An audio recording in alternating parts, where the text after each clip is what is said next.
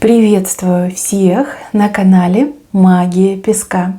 Мои дорогие и любимые зрители, меня зовут Ольга, и сегодня для вас я сделаю отсыпочку на такую тему. Что случится с вами, что ждет вас в ближайшие 72 часа? Загадайте, пожалуйста, на себя, и пусть вам важное обязательно откроется. Я прошу высшие силы дать мне возможность ответить на все ваши вопросы и послать для вас только лишь самую важную, нужную и полезную информацию.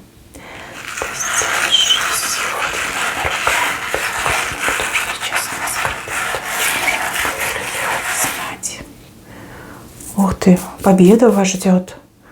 Вы над кем-то, либо в чем-то одержите победу. Причем такую четкую, такую ясную, ни у кого даже сомнений не будет.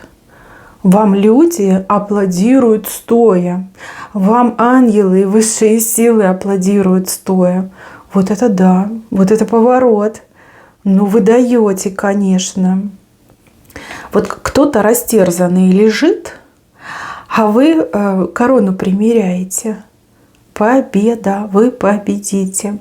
Кто-то одержит победу в работе, в решении каких-то проблем, в борьбе с каким-то ужасным, коварным человеком. Кто-то поборется за возможности, кто-то поборется за результат. Но вот вижу, что вы победите. А своего оппонента, либо свою проблему просто вот прям разорвете на части, разорвете. И еще знаете, вот что мне кажется, что вы не ищете победы, вы просто столкнетесь с проблемой и решите ее победоносным образом. Либо столкнетесь с оппонентом и разорвете его в клочья. Там просто повержен, уже не встать, как говорится. Вас все будут поздравлять, о вас будут говорить, вами будут восхищаться, комплименты, дифирамбы, какие-то почести будете принимать, да. Жизнь прям засверкает, засияет, как будто бы над вашей головой солнышко взошло. Да, у вас будет такое ощущение, что люди видят вас новым солнышком. Все вам рады, улыбаются, по плечу хлопают, обнимают, целуют, говорят, ну какая ты умничка, какой ты молодец. Ну надо же, да, вот так ты это все сделала, либо так ты это все провернул. Да, хороший знак. Победа, вас ждет победа. У каждого в своем, но это 100% победа. И да, вам будут аплодировать. И да, высшие силы тоже будут вам аплодировать. У вас даже настроение поменяется. Если были какие-то неприятности, стрессовые моменты, какие-то огорчения, все позабудете. Будете действительно как солнышко ходить, сиять, светить и всех согревать своими лучиками тепла, добра. Дальше, мои хорошие, 2 дела вам придется делать одновременно. Но эти 2 дела, они настолько разные, настолько друг с другом не связаны, что вы будете даже очень сильно сомневаться, а смогу ли я, получится ли у меня, как это вообще все выйдет. И будет до последнего ощущения, что будет провал, да, что вы сейчас все запорите.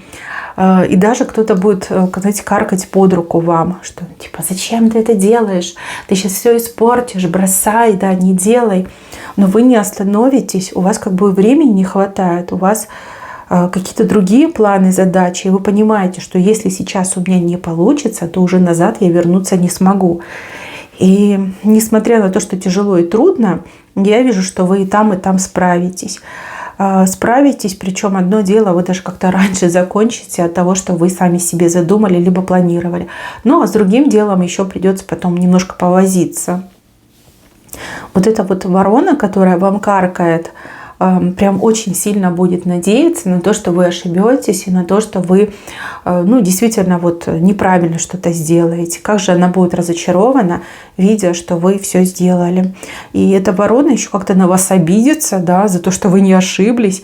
И еще как-то, знаете, вот выскажется в вашу сторону. За человеком буквально вот с грохотом захлопнется дверь. Да, может, там психанет, скажет, я так не играю, почему ты все сделала, почему у тебя все получилось, и убежит.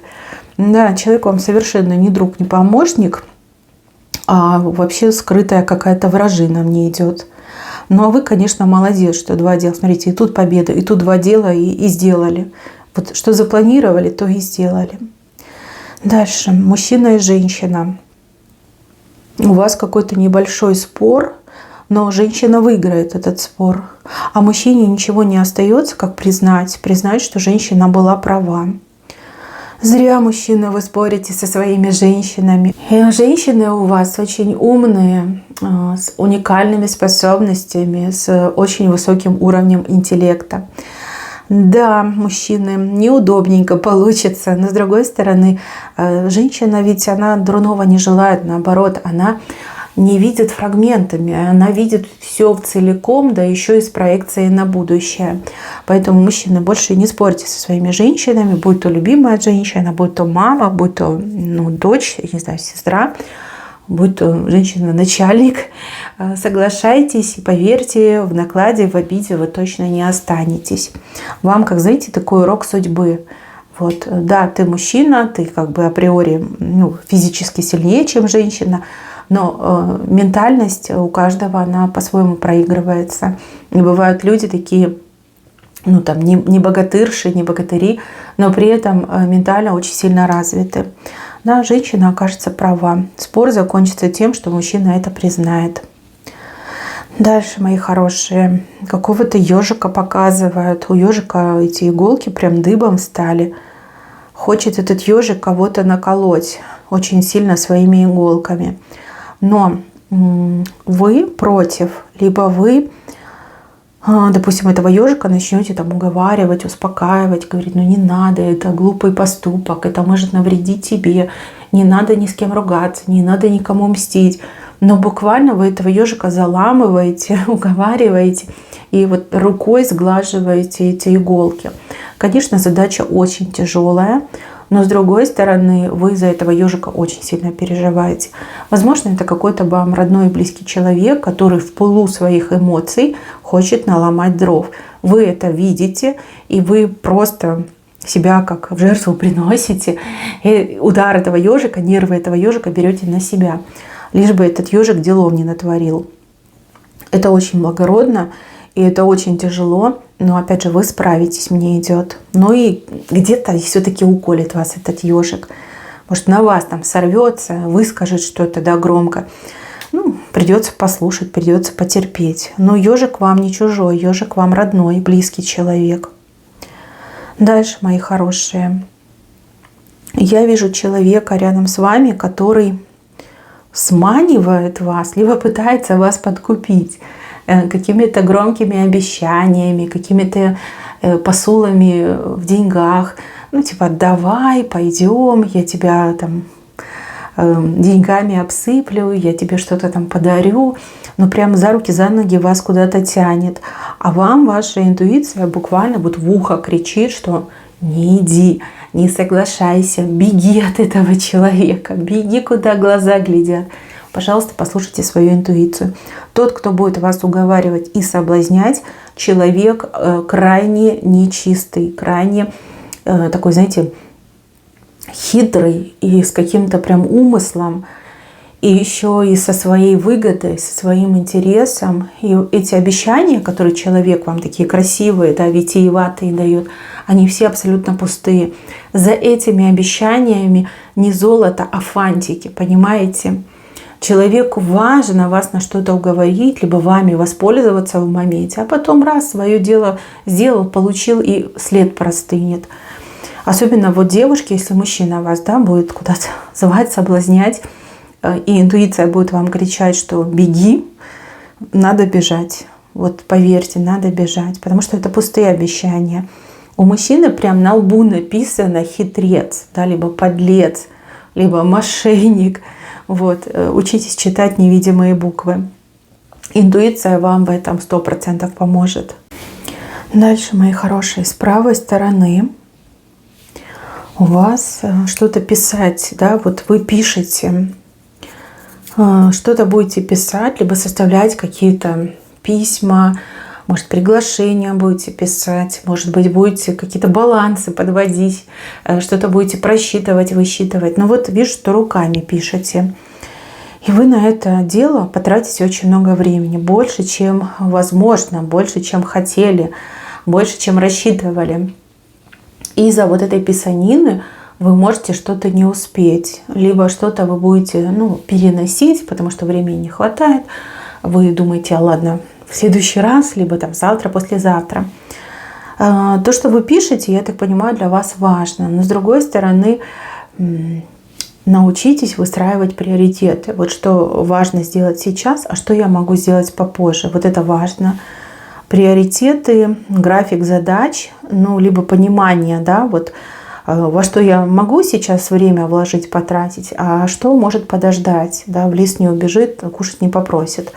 Вот это важно, чтобы потом не было самобичевания, чтобы вы там не думали, что как я так могла обляпаться, да зачем я столько времени потратил. Да, вот этого не надо. Самоедством не занимайтесь. Это очень плохая идея, и вообще это очень вредно, да, копать себя, надкусывать себя, там, за что-то себя обвинять, винить. Это прям очень нехорошо. Лучше до этого не доводить. Дальше. Вижу, что вы столкнетесь с каким-то лицемерием, какой-то, не знаю, высшей степени, да. Человек настолько лицемерно себя ведет, а вы это видите, что вы даже терпеть не станете. Вы человеку все выскажете. Человек может быть как и просто знакомый, так и достаточно близкий человек. И вы прям там по пальцам разложите, где человек прав, где человек не прав. То есть может случиться такая небольшая, не ссора, нет, это не ссора. Это просто вы молчать не станете, и вы расставите точки над «и». Вы так и скажете, что вот так и так. Мириться с этим я не буду, терпеть этого я не стану. И делай выбор сам, да, либо делай выбор сама. Если еще раз такое повторится, мы больше не общаемся, да, либо мы больше никак не взаимодействуем. Если честно, вы очень испугаете этого человека, потому что я вижу, что для этого человека вы важны. И этот человек на вас очень сильно рассчитывает в чем-то. Поэтому там реакция будет такая: ой, измени, там я не хотел, я не хотела, да тебе показалось, да все не так, да, вот прям вас начнут отговаривать. Но вы не тот человек, кого можно за нос водить, вы и так все видите и все понимаете. Дальше ребенку что-то будете покупать, либо в принципе детям, да, если там внуки, либо детей у вас несколько, что-то будете покупать. А цены у нас растут как на дрожжах, а может быть и того быстрее, да, в космос уже улетают. Если честно, будете очень негодовать, скажете, да что такое, детские товары стоят таких вот больных денег, да, как можно прожить, как вот купить что-то необходимое, либо просто какой-то там, не знаю, подарок, там, игрушку. Это же целое состояние нужно потратить на то, чтобы какую-то мелочь, да, для ребенка купить. Еще потом будете с кем-то это обсуждать, человек будет говорить, да, дорого, везде дорого, все дорого. Какой-то разговор, знаете, вот про обреченные вещи. То есть надежды на то, что что-то подешевеет, уже никакой нет. Как деваться некуда, да, надо покупать по тем ценам, которые есть. И, попробуйте вот еще в интернете поискать, да, не обязательно там покупать в магазине с супер наценкой. Может быть, в интернет-магазине вы можете найти дешевле, потому что у них, нет этих расходов, да, на то, чтобы эти все оборудование, помещения, зарплата этих всех продавцов, кассиров, там, прочее, там, может быть, подешевле. Но это как вариант. Но не факт, что вы найдете дешево. Не факт, кстати, да. Неприятно, конечно, что все дорожает. Но я так понимаю, что это во всем мире одна и та же тенденция. Если у вас в стране дешево, напишите, где это. Я к вам приеду. Потому что у нас все дорого. Дальше, мои хорошие.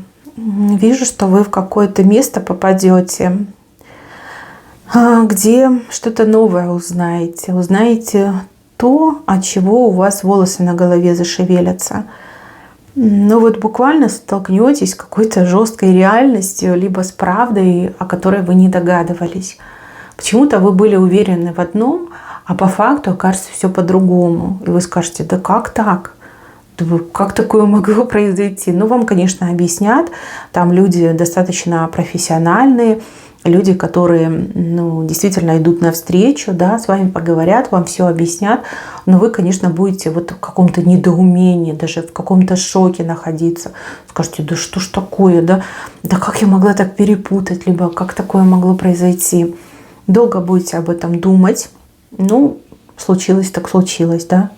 Возможно, из-за этого даже какие-то ваши планы поменяются. Возможно, из-за этого вы даже ночью будете плохо спать, потому что мысли не будут отпускать. И вы думаете об этом, потому что вы не хотите, чтобы такие ситуации повторялись. Да? Вот этого не хотите.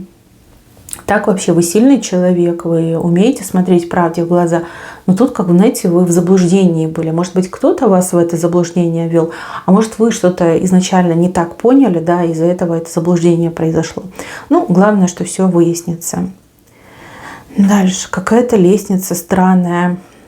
Лестница очень ненадежная, очень хлипкая, а вам предлагают на ей вернее, воспользоваться, да. То есть нет другой дороги, надо, значит, там, через эту лестницу. Вы вроде как и не трусливый человек, но с другой стороны, походите вокруг этой лесенки и скажете, не, я не пойду, я не полезу. И правильно сделаете. Там либо какой-то глупый человек вам этот вариант предлагает, либо человек со злым умыслом. Ну, а как по-другому? Можете еще предложить этому человеку показать вам пример. Да? Давай попробуй залезь, я посмотрю. Если тебя лестница выдержит, тогда и я полезу. Но вот вижу, что ваши чувства самосохранения не позволят вам воспользоваться этой лестницей, предложенной вам лестницей. А за этим человеком, вернее, к этому человеку есть вопросы. Действительно есть вопросы. Зачем? Зачем вас повели такой дорогой? Зачем вам предлагают такие ужасные варианты? Да? Что-то тут не так, что-то тут не то. Либо глупый человек, либо слишком ушлый. Вот как два варианта. И еще, мои хорошие, у кого-то свидание состоится. Но свидание такое, знаете, вообще мне идет как деловое свидание, но деловое свидание, которое может перерасти в личное. Возможно, мужчина испытывает к вам симпатию, интерес, либо женщина к мужчине испытывает симпатию, интерес. И вас буквально заманивают а-ля на деловое свидание. А окажется, что это все-таки личное, да, приватное свидание. Вы это как-то не сразу поймете, но когда поймете, вы, если честно, не будете против. Наоборот, как-то расслабитесь и будете получать удовольствие, да, может, с человеком ближе познакомитесь, больше человека узнаете, про себя что-то расскажете. Вот прям такая еще атмосфера мне идет, очень романтичная, такая спокойная, умиротворенная. Даже какие-то приглушенные, как приглушенный свет, и еще вот какие-то украшения. Мне тут красивое, так, знаете, украшено помещение. Либо кафе какое-то, либо ресторанчик очень милый. Прям понравится. Вам такое понравится. Вы совершенно не против. Не знаю, будет продолжение или нет, но вы явно не против. Дальше, мои хорошие, я вижу, что состоится беседа ваша с какой-то женщиной.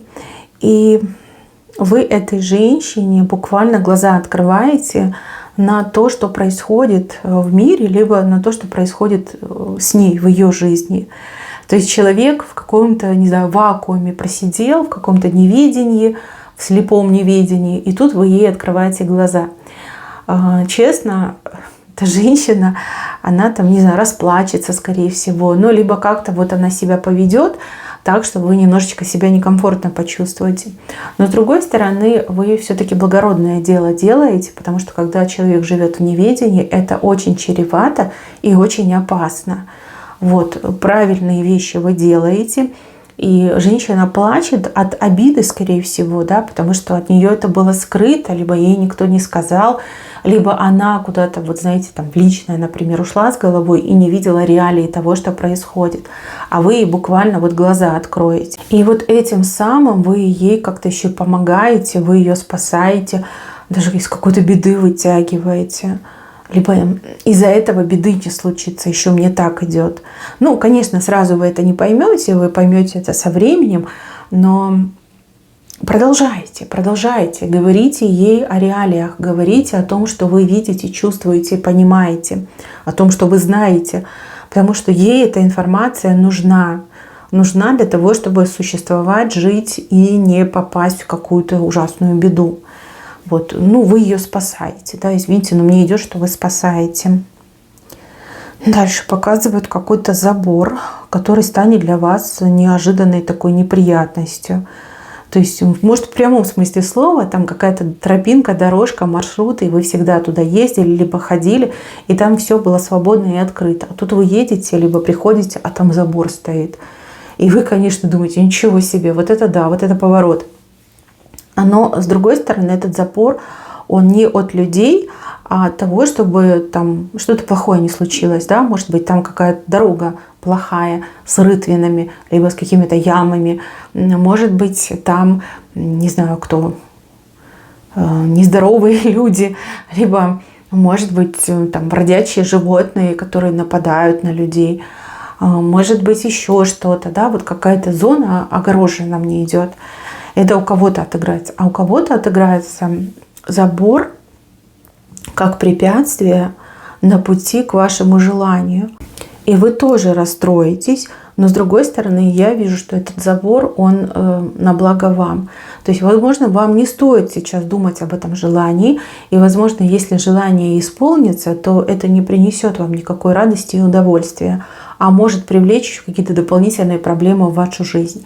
Поэтому вас этим забором, ну, останавливают, скорее всего, да, чтобы вы сами себе не навредили.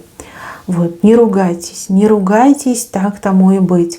Забор есть, значит, вам туда не надо, да, либо помеха есть, значит, отложите до лучших времен.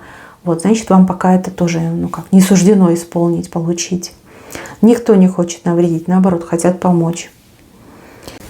Еще я вижу у вас какой-то очень приятный телефонный разговор, там, где вам будут сообщать о том, что кто-то пошел на поправку, ну, в плане, например, здоровья, да, человек там плохо себя чувствовал, болел, либо какое-то вмешательство было у человека, и человеку стало легче, лучше, приятней. А у кого-то отыграется, что это касалось не здоровья, а, например, текущих проблем человека. Человек вам скажет, что ты знаешь, там, тут закрыл, тут справился, здесь там чего-то добился. И вы прям действительно порадуетесь, у вас будет прекрасное настроение. И вот мысли, да, мысли такие, какой же молодец, да, какой сильный организм, да, справился там с болячкой, какое желание жить, да. Человек там взял свою жизнь в руки, там борется, добивается. У вас будут очень приятные, мотивирующие мысли в голове. Ну, замечательно. Мои хорошие, на этом у меня все. Всем спасибо за внимание. Берегите себя. Всем пока-пока.